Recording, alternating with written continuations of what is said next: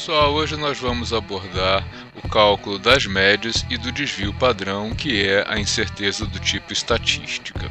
Nós temos aí na tela dois grupos de valores x e y, bastante diferentes, porém nós vamos observar que a média aritmética simples desses dois conjuntos de dados é igual. E aí fica a pergunta, como é que a gente pode diferenciar esses dois grupos, sabendo que o grupo x é muito mais heterogêneo do que o grupo y? Para isso nós vamos calcular o desvio padrão. Inicialmente vamos calcular a diferença entre cada um dos valores de x e de y em relação à média.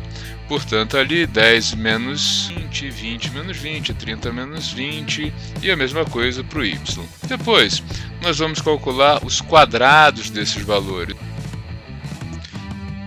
E aí, a partir disso, nós podemos calcular então o desvio padrão, que é a raiz quadrada da soma de todos esses valores quadráticos divididos pelo número de medidas subtraído de 1. Essa subtração do 1 faz parte da definição do desvio padrão amostral e não faz parte do desvio padrão populacional. Com os valores, nós vamos observar que o desvio padrão destes dois conjuntos de valores é expressivamente diferente. E a partir, então, do desvio padrão, nós podemos ver o quanto que um conjunto de dados é mais ou menos homogêneo que o outro. Em termos de linguagem de erro, isso significa que o conjunto mais heterogêneo, que tem o desvio padrão mais alto, é aquele que tem um erro experimental, um erro estatístico maior.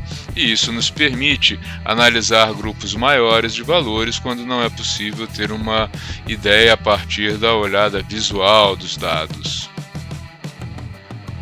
E agora nós vamos fazer um tratamento estatístico usando o médio e desvio padrão para os dados do pêndulo simples. Como vocês já devem ter obtido, nós temos aí 50 valores diferentes, 50 medidas diferentes para o período de um pêndulo simples. O primeiro passo é calcular a média e o desvio padrão deste conjunto de dados. Para isso, nós vamos utilizar a função desvpad.a do próprio Excel, que nos permite calcular diretamente o desvio padrão.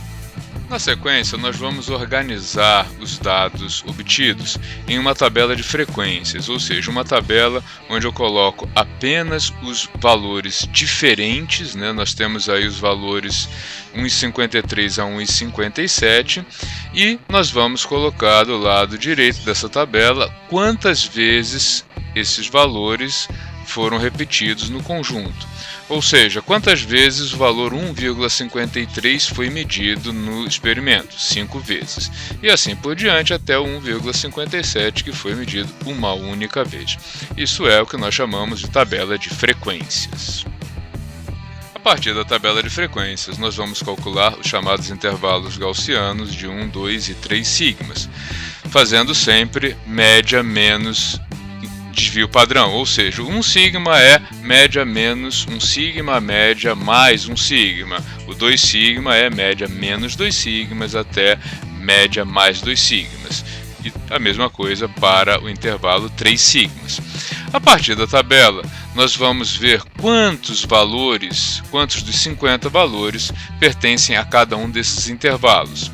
Nós temos aí, então, que 88% dos valores pertencem ao intervalo 1 e 100% aos intervalos 2 e 3. Isso está acima do que é considerado o mínimo para ser aderente a uma gaussiana e, portanto, indica que nós temos uma boa medida. Ou seja, nós podemos afirmar que o período do pêndulo simples foi medido e que ele é igual a 1,55 segundos, mais ou menos 0,01 segundo. Se você gostou desse vídeo e quer se manter informado sobre inovação, empreendedorismo e também sobre física, assine o canal, deixe seu like e não esqueça de ativar o sininho.